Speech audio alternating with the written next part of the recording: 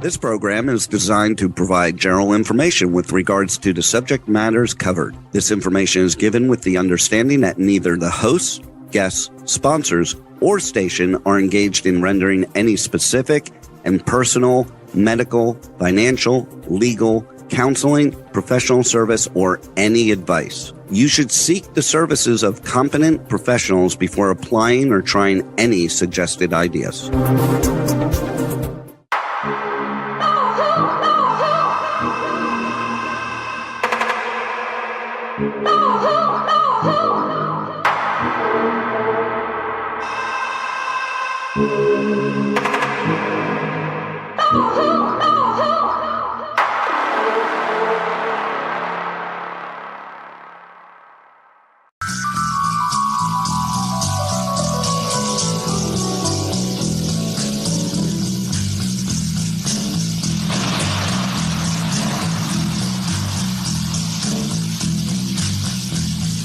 Riders on the storm. Riders on the storm.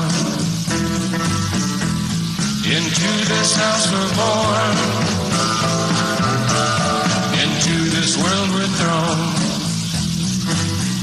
Like a dog without a bone, and packed we're out on loan. Riders on the storm. There's a killer on the road. His brain is squirming like a toad. Take a long holiday. Let your children play. If you give this man a ride, sweet family will die. Killer on the road. Yeah.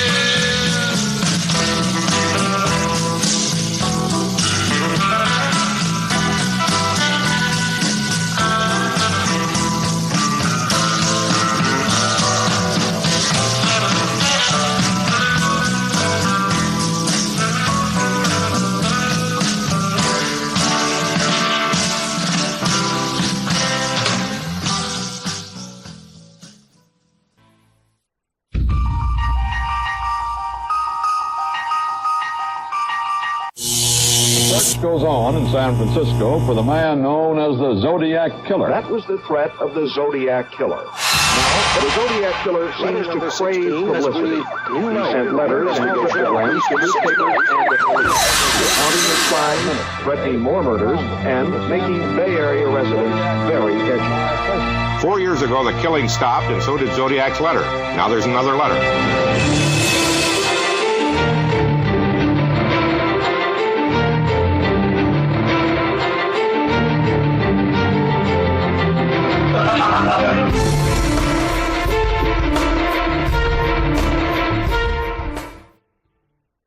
They're hoping to find a mass murderer known as the Zodiac Killer. He is a pathological psycho killer. The ace of cases. The guy who solves this is going to be the greatest detective there ever was. Bits and pieces of information, leads and tips from people who want to help catch the Zodiac Killer have been pouring into police headquarters here at the Hall of Justice for the last few days. Zodiac Killer.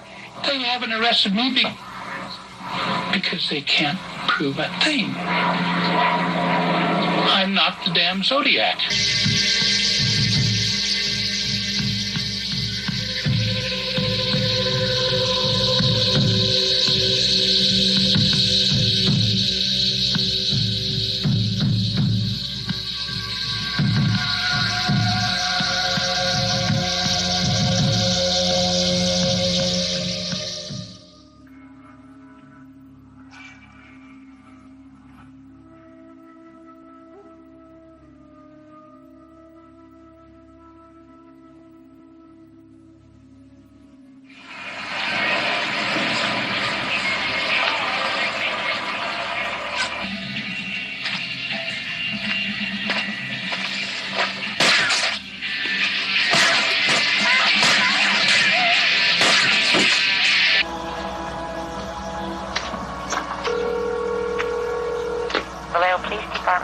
I want to report a double murder. If you go 1 mile east on Columbus Parkway, the public park, you'll find kids in a brown car.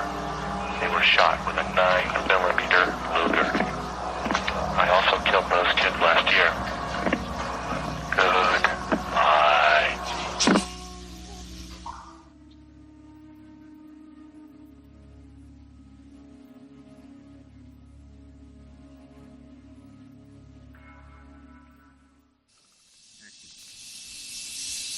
Oh my God, he's got a gun. Don't move. I want your money and your car keys. Okay. We're not going to do anything, okay? We're going to cooperate. Just tell me what you want us to do.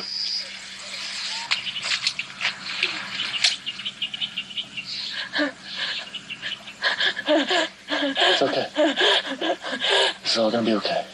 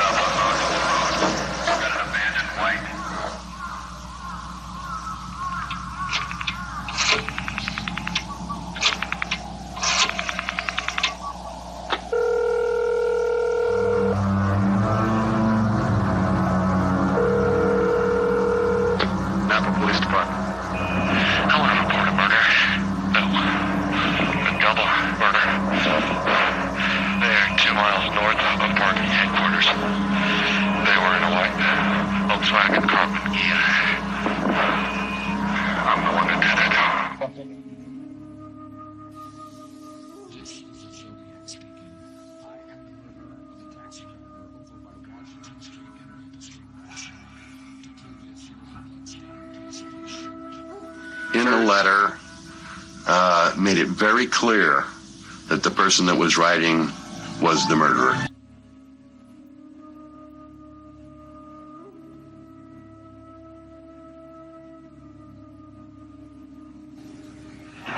And one California man is so convinced his stepfather was the Zodiac, he launched a website to prove it. It builds a detailed but circumstantial case against Jack Tarrance, an amateur hunter and electrician who died last year. At the point, all is left is to tell my story and hopefully bring closure to the victims' families that they have a right to know. They deserve to know who the killer was.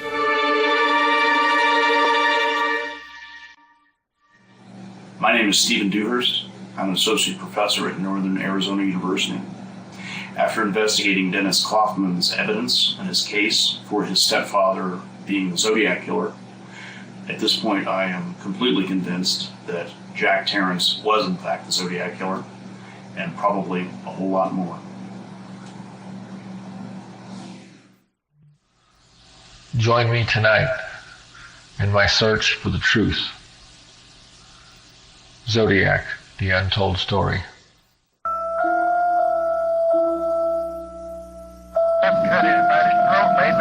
Okay, well, that's all right.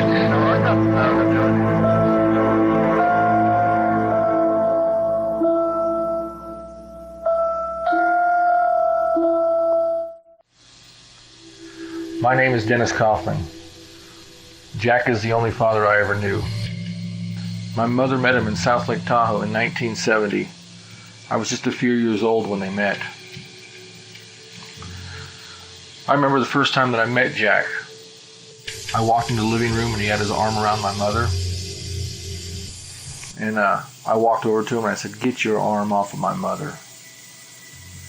Well, he looked at me and he says, "We need to have a talk."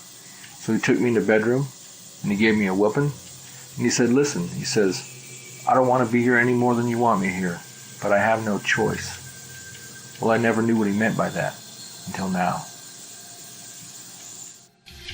Here's a photo of Jack from 1971, next to the composite of the Zodiac Killer from 1969.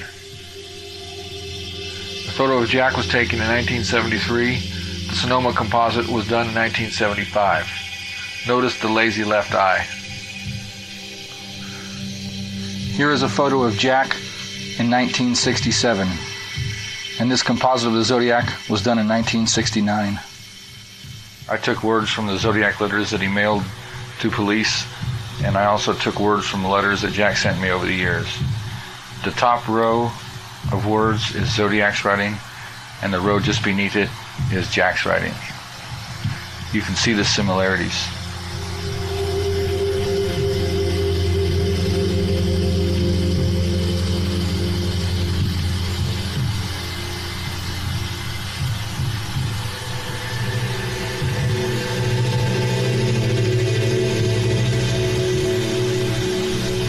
The only difference I noticed in the writing was the letter A. If you look at the word page, you can see that the A's are different. Jack sometimes forgets and writes the letter A like he did on the Zodiac letters. The word at, and then we have the word age. Both of those A's are written like they are on the Zodiac letters. Then you have the word dad, which is Jack's normal style of his A. In Zodiac's writing, we find the odd splitting of words. This is a letter that Zodiac sent to the San Francisco Chronicle in January of 1974. If you look on the second line at the word comedy, you see the COM, then it's split, and the IDY continues on the third line. There's plenty of room for that word to be written there. In Jack's writing, we find this same odd splitting of words. The word automatically is cut off, and the LY continues on the next line. Once again, there's plenty of room for that word to be written there. Another odd characteristic about Zodiac's writing is the odd spacing in his words. We find these same odd characteristics in Jack's writing, the odd spacing in his words, insubordination, argumentative, disregards, etc. On March 19th, 1971, Zodiac mailed this card to the San Francisco Chronicle. It was mailed from Pleasanton, California. The card is a rendition of an area in Lake Tahoe. This is where we were living at the time. Jack had a court date in San Jose, California, the very same day that this postcard was mailed.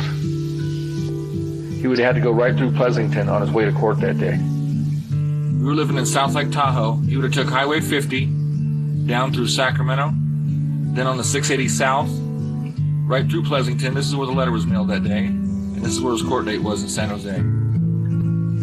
After Zodiac mailed this card on March 19, 1971, he went silent for 3 years. Jack was put on probation at the exact same time Zodiac went silent for 3 years. In January of 1974, Zodiac broke his 3-year silence and sent this letter to the San Francisco Chronicle.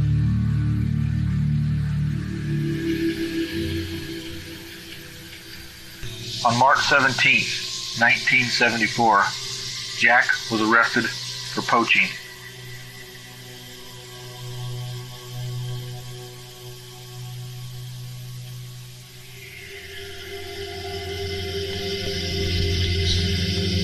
On May the 8th, 1974, Zodiac dropped this letter in a mailbox in San Rafael, California. Just 2 days later, on May 10th, 1974, Jack was sentenced to 30 days in jail. He was taken right into custody from court. This is the first time Jack had done any jail time. Zodiac was never heard from again. Is he capable of doing something like murder? Yes. Based on what I remember growing up, he has told enough stories that makes me think that he has committed murder. Hearing what I've heard, going out and committing cold-blooded murders, hard for me to believe. Is it possible? Yeah, probably. And all I remember is him pulling out a pocket knife and he stabbed somebody, and I just remember horrified because I had no mom didn't want us to see that. Firstly, do you believe this guy is a Zodiac killer? Do I believe my dad's a Zodiac killer? I know that the evidence is there. That there's a really big possibility that he is. I know he's capable of it. Okay. I've seen that side of him. Oh yeah. But that was after he told me that him and Denny had killed that man in that cabin.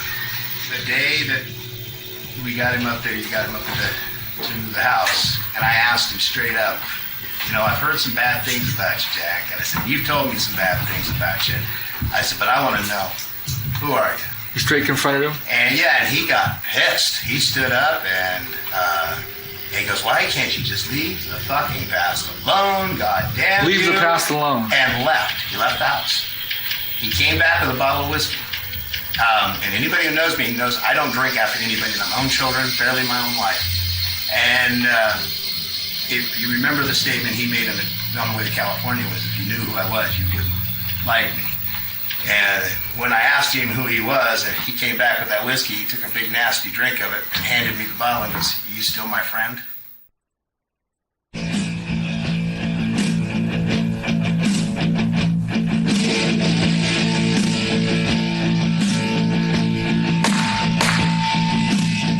You can hear the thunder long before the storm. You can hear the lion when he stalks his prey. He's moving like a shadow, creeping upon you. And like a siren's call, he's gonna have his way. You better run, forget your pride. Don't make a stand, just step aside. If you don't have what it takes, don't try to play, you'll lose your stakes. Remember this at least is the nature of the beast. It's the nature of the beast.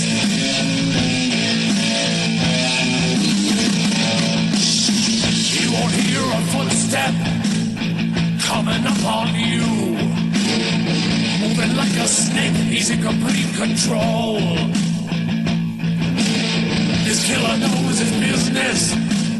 He is the predator. You are his only target, you're his only goal. What will you say? What will you do? Your wildest nightmares coming true. There is nothing you can say, no way to change, he won't delay. His game will have his feast, it's the nature of the beast. It's the nature of the beast.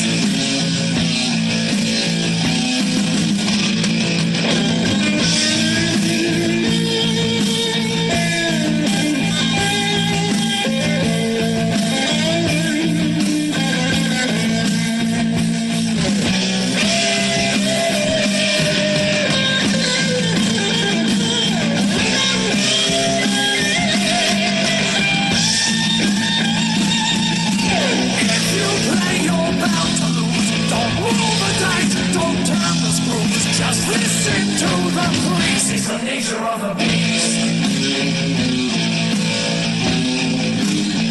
It's the nature of the beast. It's the nature of the beast. It's the nature of the beast.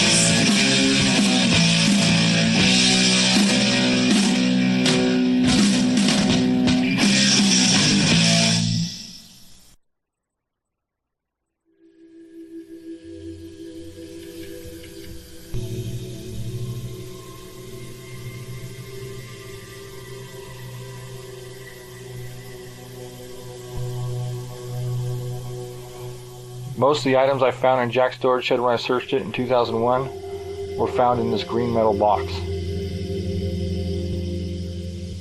In December of 1968, a white Chevy Impala was seen leaving the crime scene at the Lake Herman murders. Well, during that time, Jack owned a white Chevy Impala. In September of 1969, Zodiac attacked a young couple on the shores of Lake Berryessa.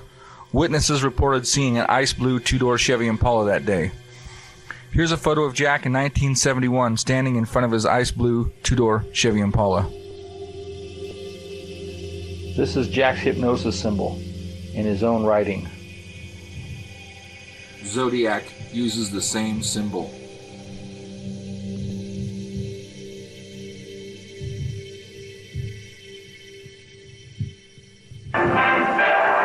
Zodiac not ordinary criminal. He is man of great ego, with disease known to science as pseudologia fantastica. Criminal egotists find pleasure in laughing at police. Jack was stationed at Treasure Island during the time this movie was playing there. In September of 1969, Zodiac attacked a couple on the shores of Lake Berryessa. At the crime scene, he left behind shoe impressions. Police were able to determine that they came from a rare military shoe called a wing walker. They were designed for walking on the wings of airplanes. Jack would have had access to these military shoes when he was a technical supply sergeant for the United States Air Force. On June 3rd, 2003, I was at my cell phone store, and Jack was there too, and he found one of my guns that I had hidden in the back.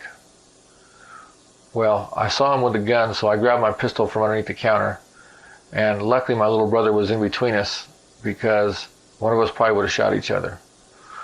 Well, just after this incident, a customer walked in named Tracy. She had been in my store prior to that, and I knew she was married to a sheriff. And she walked in my store, and she could tell something was wrong.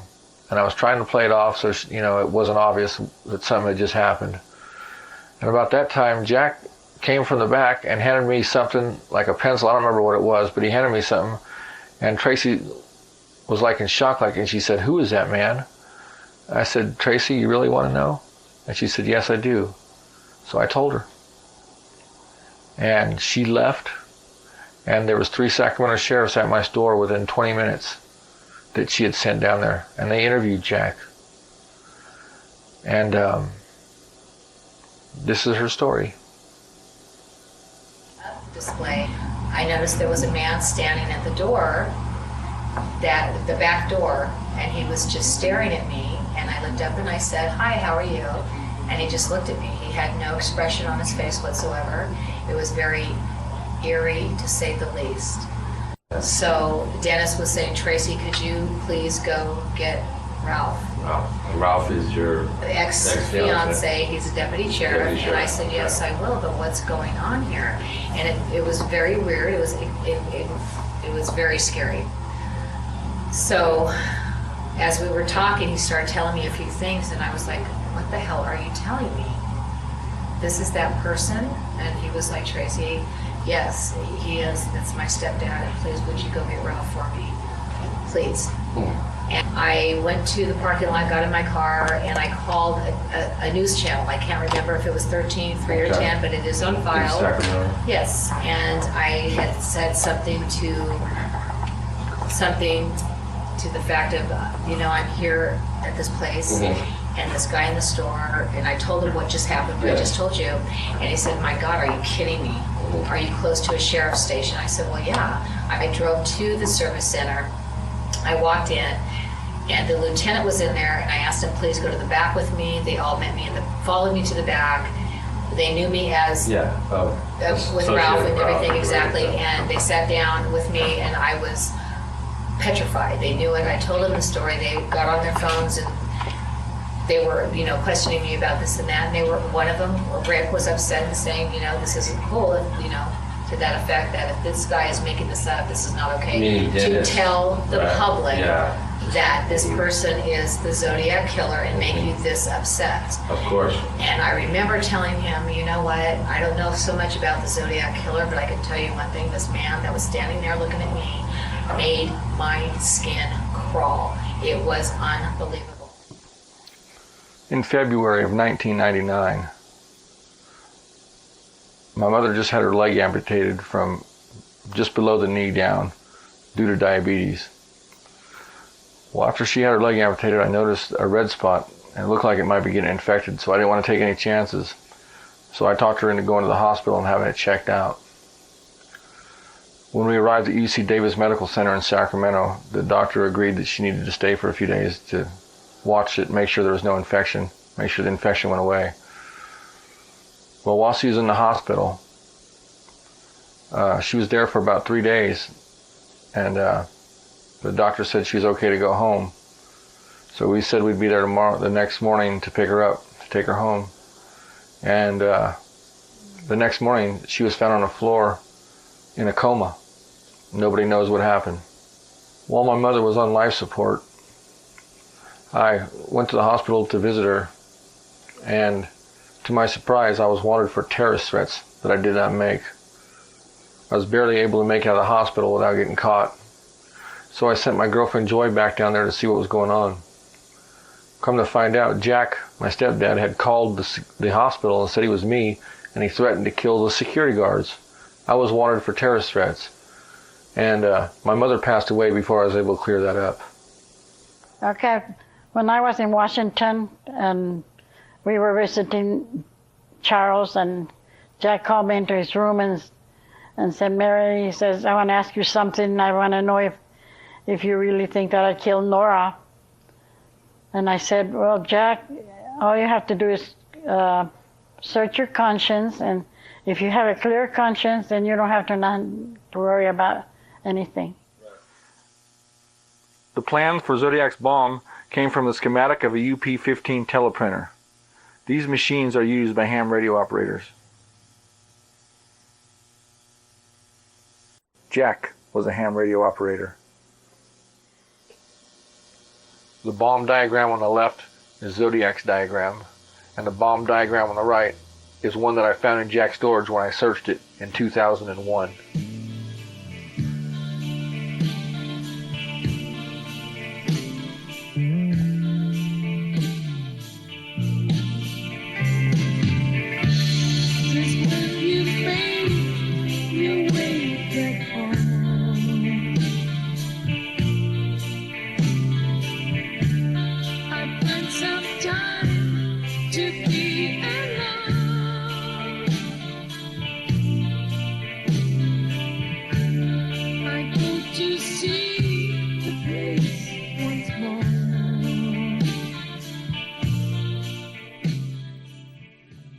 Zodiac case, we have 3 different composites from 3 different counties. We have the San Francisco composite that was done in 1969. Then we have the Sonoma County composite that was done in 1975. Napa County had their own composite, and it looked nothing like the others. Who was this mysterious man in this composite? This is Jack's oldest biological son, Denny. I remember reading the letter that he had sent his dad from Vietnam. The letter ended with, Dad, you would love it over here. It's hunting season all year long. By March of 2001, I was fed up with the answers I was getting from different law enforcement agencies regarding Jack's involvement in the Zodiac case. So I decided I should call him just to see what he had to say. But before I called him, I had to find a way to make him feel comfortable about talking to me about his past.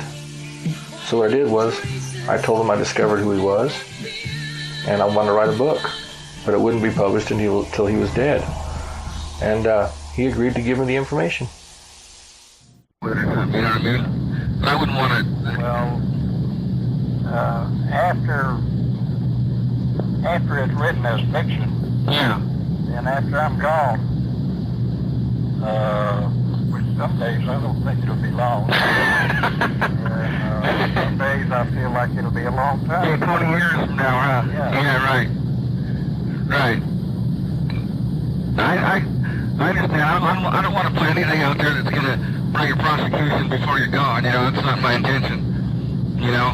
Yeah. I just kick myself in the ass for not just listening to you closer, because I never in a million years thought that, most of the things I could deny, and they have no proof. Right, it must be like circumstantial. Yeah. Right. Right. I'm not too worried about it. It's what the people I know would think. Right. I see what you're saying. If it was a known fact that it was me.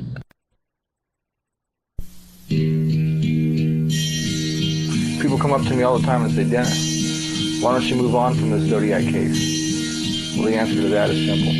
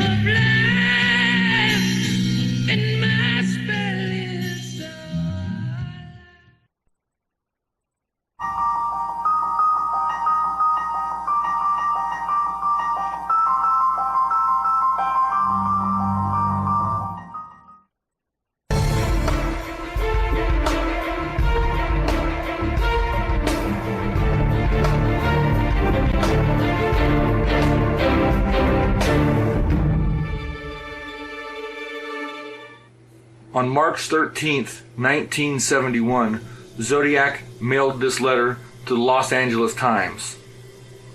It was mailed from Pleasanton, California. It says, "This is the Zodiac speaking. Like I have always said, I am crack-proof. If the Blue Meanies are ever going to catch me, they had better get off their fat asses and do something, because the longer they fiddle and fart around, the more slaves I will collect for my afterlife.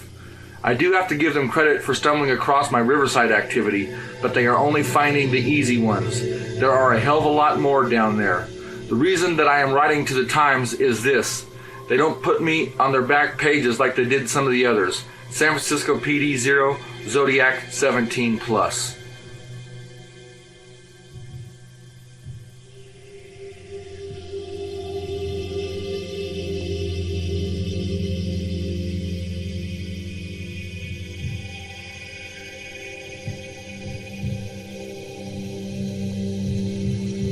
One month after the murder of Sherry Jo Bates, her killer sent this confession letter to the Daily Enterprise.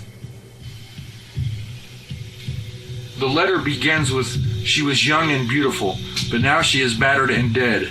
She is not the first, and she will not be the last." The killer claimed that he plunged the knife into her and it broke.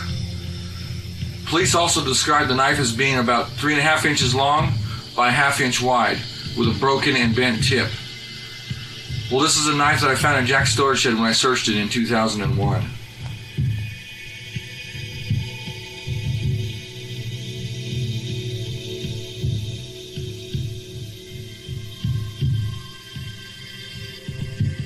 Just 6 months after the murder of Sherry Jo Bates, her killer sent 3 different letters.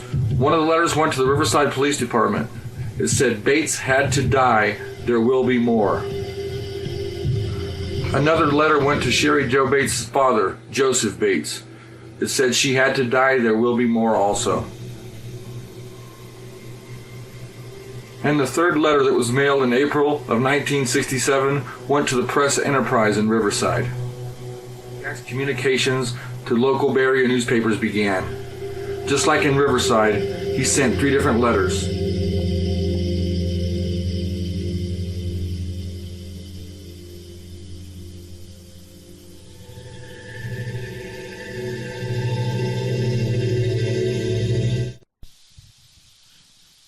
It seems as though Zodiac is fascinated with time. Zodiac sent a map of Northern California to Bay Area newspapers, and over Mount Diablo he put his infamous symbol. But if you notice in his symbol, you see a 3, 6, and 9, just as if it was a watch face. This is the watch that was found at the Sherry Jo Bates crime scene in 1966 in Riverside, California. The murder took place at about 10:30 p.m., but this watch was stopped at 12:23. If we use Mount Diablo as a center point for the clock hands, the murder of Sherry Jo Bates would be at 12:23. When I asked Jack specifically if he was the Zodiac killer, listen to what he had to say. Are you the Zodiac killer, or am I just imagining things? Let's see what's happening. I remember when we were younger, he would take us camping.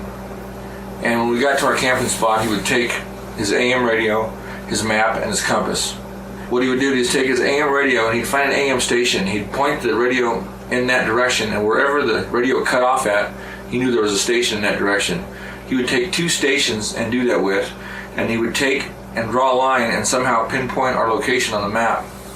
I never understood why he did this until now. Zodiac ended one of his letters with P.S.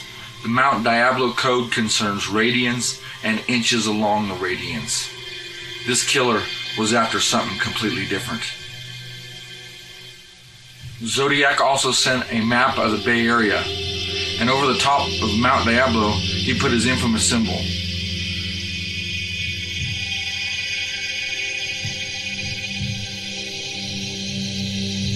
Zodiac mentioned the word radians in his letter. But what exactly is a radian? A radian is an angle of 57.3 degrees. But what did this have to do with Zodiac and Mount Diablo? In 1980, a man by the name of Garth Penn made a pretty significant discovery. Garth Penn connected the murder site of Paul Stein in San Francisco to the top of Mount Diablo. Then he took the two known murder sites just outside Vallejo and connected them to Mount Diablo.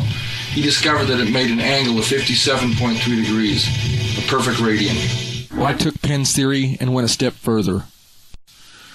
I connected the crime scene at Lake Berryessa to the top of Mount Diablo, and I realized that it made an odd angle of 16.2 degrees. I did not realize the significance yet at this point. I would later discover that 6 radians plus 16.2 degrees make a complete circle. Mount Diablo is the center point for longitude and latitude. This here is the top of Mount Diablo, center point for longitude and latitude.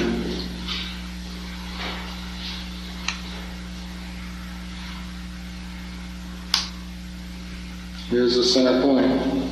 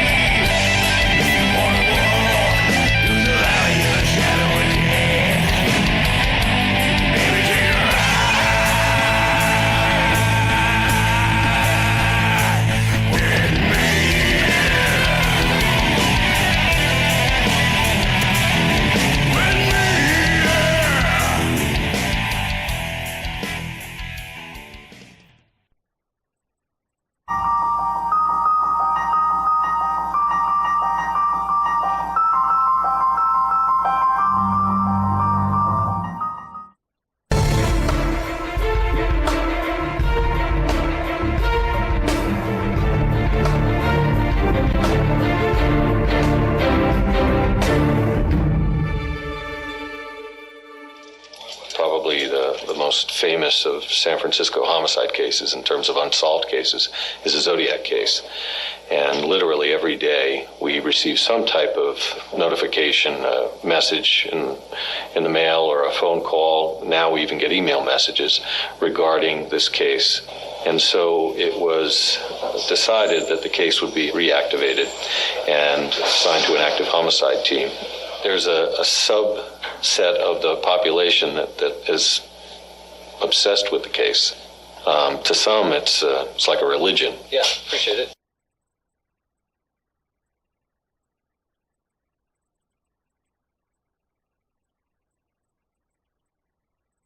After Joy and I went to the FBI and they listened to our story and I turned Jack in, we both went back to our storage shed and we just kind of were very sad because at that point I thought I was going to be putting Jack in prison. And my younger brother, Jack was his real dad and he had just lost his mother. Now I was going to be taking his dad away from him too. Then the reality hit of what was really going on, I think, at that point. After about a year of dealing with the Zodiac thing, my girlfriend Joy couldn't take anymore, so she moved up to Washington State with her aunt and kind of got her own life going. I stayed behind because I had to work on the case. I felt obligated.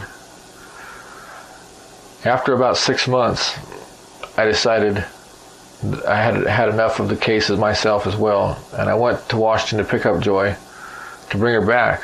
Before I could bring her back, I had to have something to bring her back to. So I talked to my uncle and he was going to help us start up a new cell phone store and help us get on our feet again. And he did. And in February of 2002, we got our business going, our cell phone store, had our own place for once, and everything was like it was before. I was actually happy again. I had left the Zodiac thing alone and we were making it. We were making money. Everything was good. But that was about to suddenly change.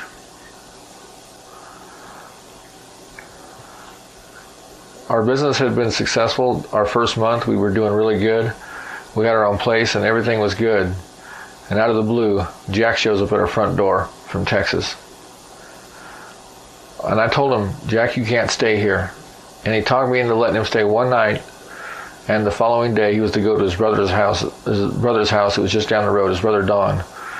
And my biggest mistake was letting him stay that one night. After we all went to bed, we heard banging on the walls, and Jack was banging on the walls and the neighbors were banging back, and we were afraid we were going to lose our place that we'd just gotten, so I couldn't take anymore. I called the cops on Jack and told them that I wanted this man out of my house. Well, the cops took Jack outside and talked to him, and it wasn't but 2 or 3 minutes before he had him convinced that he had dementia. So one of the cops came over to me and says, your dad suffers from dementia, and there's nothing we can do. We can't remove him from your house. And I said, well, he's not welcome here.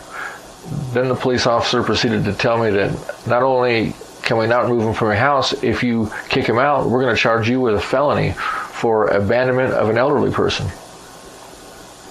At this point, I'd had enough.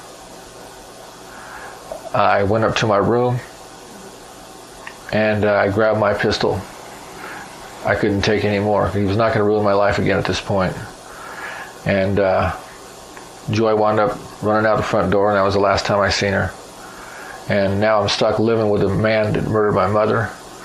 And all of a sudden, my life has did a 180-degree turn. Everything. Arthur Leigh Allen did not donate the biological material that was recovered from the stamp or the Zodiac correspondence that yielded this result. When you write, you rest the heel of your palm, a very characteristic part of it, on the paper. And people in those days weren't really aware that you could leave a palm print and that it could be identified. They knew about fingerprints, but the public really wasn't that aware of palm prints. They were able to obtain palm prints from Arthur Leigh Allen. It was compared to the one that had been developed earlier, and they don't match. That is not Arthur Allen's palm print. I worked with several law enforcement agencies on this case, trying to bring Jack Tarrance to justice. Had fairly good cooperation with just about everyone that I worked with, except for the San Francisco Police Department. I've never quite dealt with people like them, but it's not a good thing when you're dealing with a murderer to be more worried about getting the credit for something. You need to get this man off the streets. That should be number one priority, not who gets the credit for doing it. All the particulars have actually debriefed you, kind of. Yeah, they have. Okay. Well, you know what? All that I have from them is that you have compelling evidence. That's okay. I believe you. And the reason I'm just curious why you're calling me now versus, did Hopkins tell you to call me, or? No, they didn't. I have no idea who called you.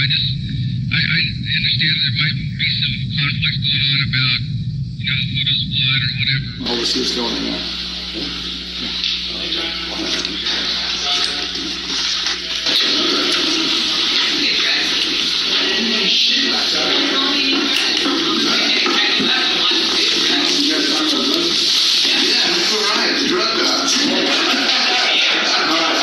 I can't pick up my stuff. You're Lisa? No. You're not Lisa? No. Lisa's not in today. Boy, this kind of like it, but I don't know what's moving here. No, I left some stuff here a couple years ago. I was going to pick it up. And I guess Lisa, if you were with that, what is it? The stuff about the Zodiac case is filed under Jack Tarrance. Under Jack what? Tarrance, Tarrance. You go there just for that. Just for that? It's pretty important stuff to me, the way it's called. Well, I've been down here a couple times. Well, I was actually to come down here anyway. Do you know where she might have put it? It's a long way. Where you get from? Placerville? Yeah. Second. Do you know where she might have put it? Wherever the Zodiac stuff is.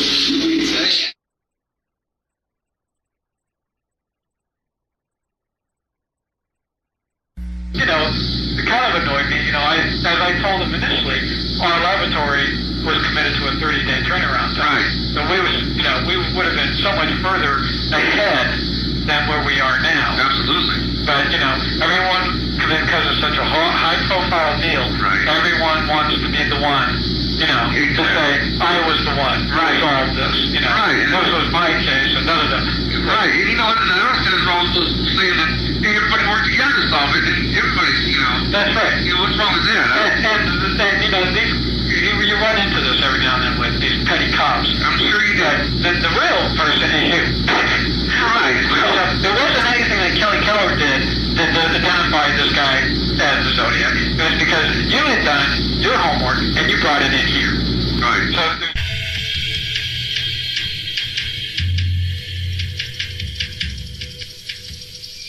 This is the property that Jack owned in 1974. My partner Robert Manor and I decided to revisit this place and just have a look around and just see if we noticed anything. And when we got there, the owner was very cooperative. We explained to her what was going on. And at that point, we decided to run cadaver dogs across the property to see if they picked up any scent. In January of 2008, we ran the cadaver dogs across the property, and they did pick up scent. We marked the locations where they picked up the scent at, and a couple weeks later we came out and we dug in those areas, and we found what appeared to be human remains. These human remains have been turned over to the FBI for evaluation. Sometime around 1990, Jack asked me about this old piece of equipment that I had. He made the comment to me that if I ever get rid of it, that he wanted it. Well, at the time I didn't give it much thought. Several years later, in 2005, he asked me about this same piece of equipment, and once again, I didn't give it much thought at the time. A few years later, in 2008, I was going through my things, and I ran across this thing that he'd been asking about, this PA head. Well, I was surprised that I still had it because we'd been through a couple wrecks, and it was just amazing that I had it still. I decided to open it, but I had no idea what I was about to see.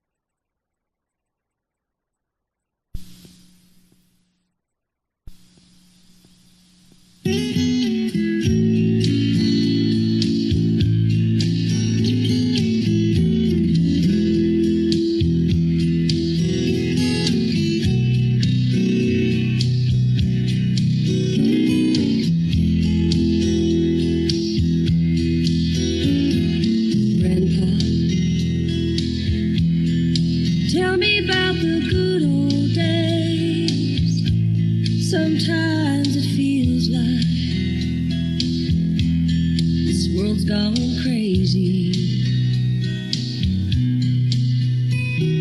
Grandpa, take me back to yesterday, when the line between right and wrong didn't seem so hazy. Did lovers really fall in love to stay, stand beside each other, come what may? Promise really something people can't, not just something they would say. Families really bow their heads to pray. Daddies really never go away. Oh, oh, Grandpa, tell me about the good old days.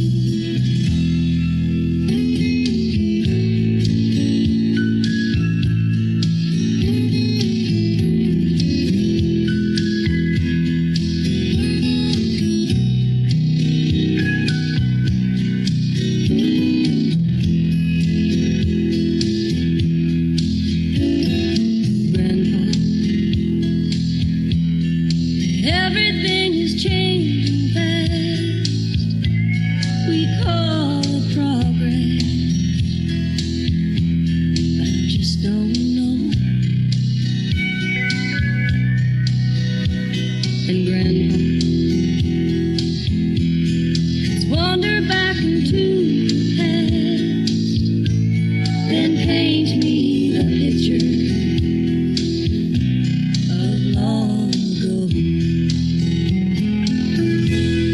Lovers really fall in love to stay, stand beside each other, come what may. Promise really something people can't, not just something they would say, then forget. Families really bow their heads to pray. Daddies really never go away. Oh, oh, Grandpa, tell me about the good old days. Oh, oh, Grandpa, tell me about the good old days.